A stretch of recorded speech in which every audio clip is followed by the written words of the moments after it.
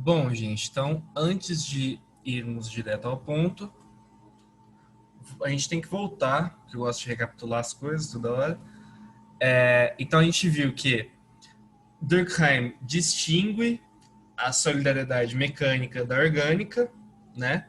Sendo que a mecânica é típica de sociedades pré-modernas, de, de comunidades, de tribos, né?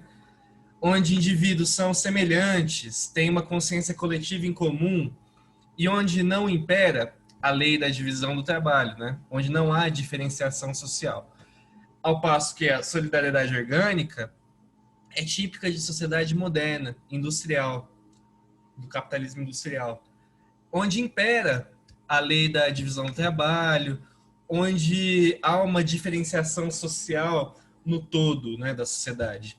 E é orgânica no sentido de que nessa dimensão do todo e da sociedade como um organismo, cada indivíduo ocupa determinadas funções que vão dinamizar de maneira harmônica aquela sociedade industrial moderna de classes, né?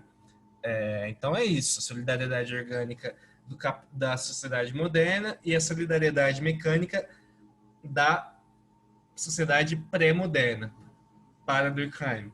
Aí a gente chega ao suicídio. O suicídio que vai ser trabalhado em Durkheim na obra O Suicídio é um fato social para ele. Então ali ele já está nos dizendo que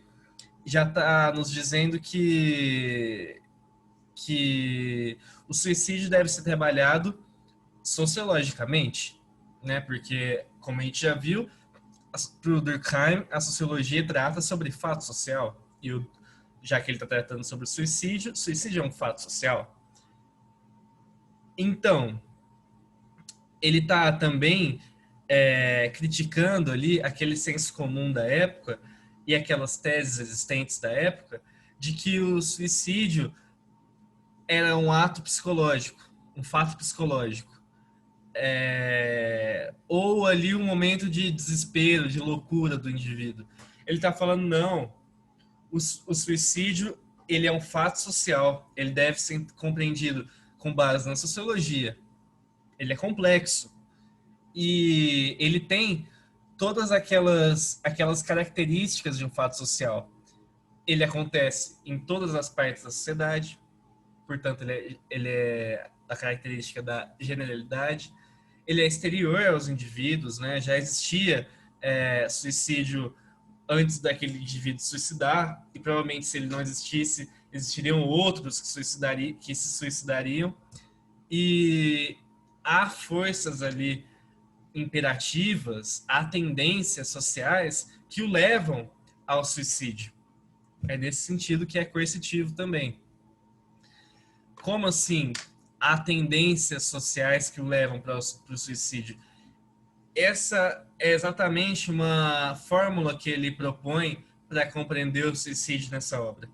Porque ele vai perceber que pessoas de determinadas posições sociais que fazem determinadas coisas, né, que enfim, que estão em diferentes regiões da sociedade, essas pessoas, elas têm mais ou menos chance de se suicidar.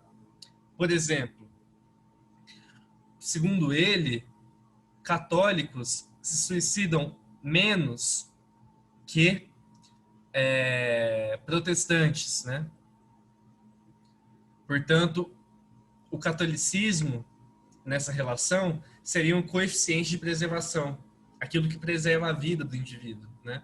Provavelmente porque o protestantismo é uma religião de pessoas mais intelectualizadas, que não tem essa dependência, digamos assim, religiosa, né? Que não tem que levar esse fardo da religião, porque a gente sabe que no catolicismo, também no protestantismo, mas especialmente no catolicismo, o suicídio é algo muito negativo, né?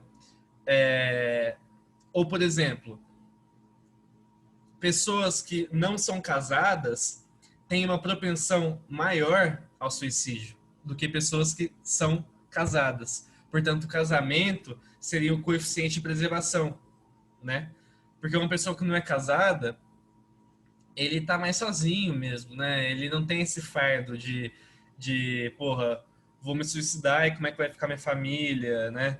O casamento é uma coisa forte, né? Principalmente numa sociedade de matriz cristã, igual a nossa e tal. Então tem esse sentido de analisar com base em dados, né? Ele vai colocar lá os dados, entre outros tipos de relações, né? E essa ideia de coeficiente de preservação, né? De novo, olha como também ele está pegando métodos da ciência da natureza, né? Da ciência da matemática, né? Pegando gráficos, dados, né? A sociologia dele é composta desses fragmentos, né? Desses elementos, melhor dizendo. Então tem essa ideia.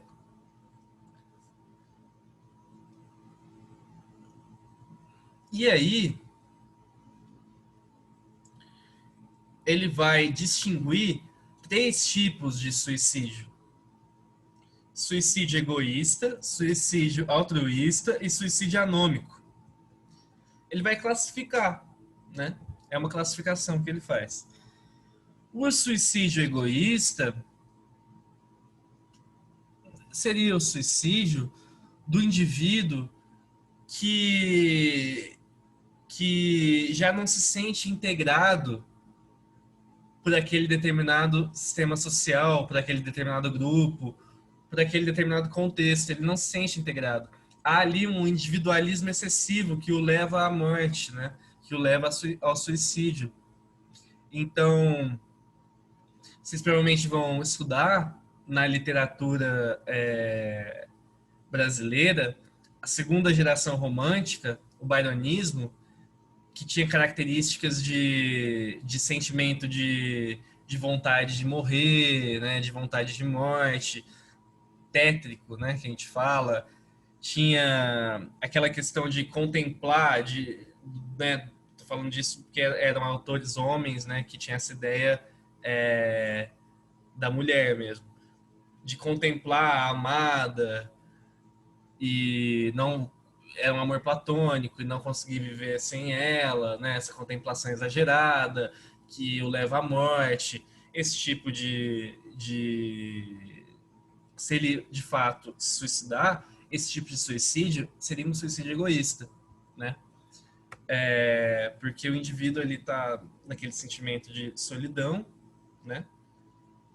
Já não tem laços com a sociedade, com o grupo, com aquele contexto, no caso, né, com a mulher amada, já não tem esse sentimento de pertença, podemos dizer assim, e irá se suicidar, né? Esse seria o suicídio egoísta, né? Que vem dessa ideia do ego mesmo, né? Do individualismo excessivo, quando há baixa integração do indivíduo na sociedade, né? E aí eu coloquei no segundo tópico eu individual maior que o eu social. Não era para ter esse pauzinho embaixo aqui, é só o sinalzinho de maior. Então pensem também nesse exemplo que eu dei dessa contemplação em relação a determinada pessoa amada e aí não conseguir viver sem essa pessoa, né, sem ela, e acabar cometendo suicídio por conta disso, tá? Esse seria o suicídio egoísta. Suicídio altruísta já é totalmente diferente, porque aqui, no segundo tópico, é a mesma coisa, é o sinalzinho só de maior, não era para estar esse pauzinho embaixo. O eu social se sobrepõe ao eu individual. Aqui, no suicídio egoísta, há um individualismo excessivo. No suicídio altruísta, há um altruísmo excessivo, né? Como assim? A pessoa se mata porque tem o dever. Então a gente pode ver isso naquilo que a gente chama pejorativamente naquelas pessoas que a gente chama pejorativamente de homem bomba, né? Fanáticos religiosos nesse caso, que acabam se matando, né, por um sentimento de ter o dever. Então há um excesso de integração na sociedade que ele pertence, né? Ele se mata porque tem um dever. Seria o caso dos kamikazes, os pilotos, né, guerreiros japoneses, né, da Segunda Guerra Mundial, que atacavam as bases inimigas num ataque suicida, né, porque o avião deles iria bater, eles iriam morrer. Os kamikazes seriam um exemplo. Acho que o Durkheim fala de guerreiros dinamarqueses, né? Essa ideia de morrer por um bem maior, em guerra, que seja, né? Mas cometendo suicídio, seria característico do altruísmo, né? Do suicídio altruísta. Quando o indivíduo é tão dependente dessa composição ou desse bem maior ao qual ele se mata, pelo qual ele se mata, ele é tão dependente que ele acaba suicidando, né?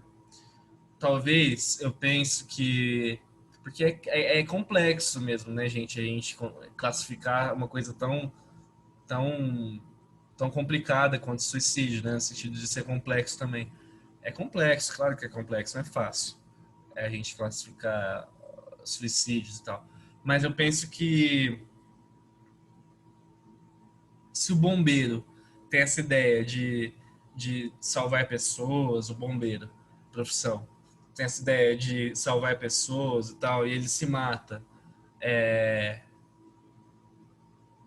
para salvar para salvar outra pessoa, acho que ele está cometendo um suicídio altruísta também, né?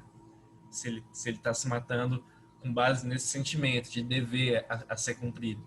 Então, o suicídio altruísta tem essa ideia, né? Cara, a pessoa se mata porque tem o dever. E o suicídio anômico, lembrando que anomia, a gente já tinha falado isso na aula passada, da semana passada, em Durkheim, seria a ausência de regras, né? A baixa regulação, a desregulação, o caos ali em determinada sociedade, naquele organismo social, aquela região que está adoecida, que precisa ser remediada, tem essa ideia, a anomia.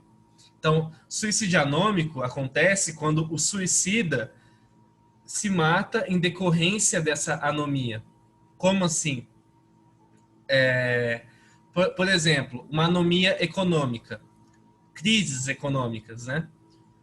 E se você e se o indivíduo se mata em decorrência de uma crise econômica, se ele perde o emprego, por exemplo, se afunda em dívida e ele se matar, é um tipo de suicídio anômico, né? Tem semelhanças com o suicídio egoísta, porque provém do fato da sociedade não estar suficientemente presente para o indivíduo, né? Claro que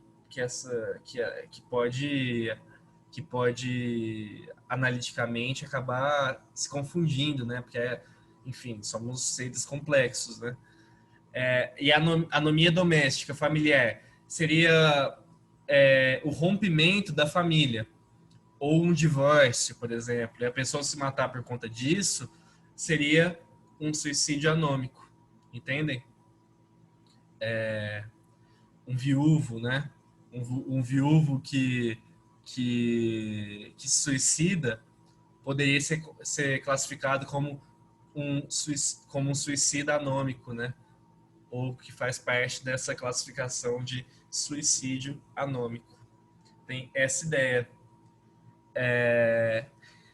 São temas complexos, né? Que eu abordei aqui na primeira parte, na segunda parte, mas espero que tenha ficado, que tenha sido proveitoso, né? E que vocês tenham gostado e acho que já dá para ter uma boa noção para fazer questões vestibulares e tudo mais. Precisando, eu estou à disposição também. Podem falar com a diretoria. Estou à disposição a qualquer momento. Espero que tenha ficado legal, né? E que tenha sido de alguma forma enriquecedor, né? Intelectualmente, moralmente, que seja. Mas então foi isso, gente.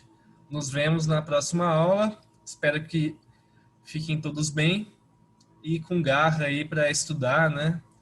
E vamos que vamos.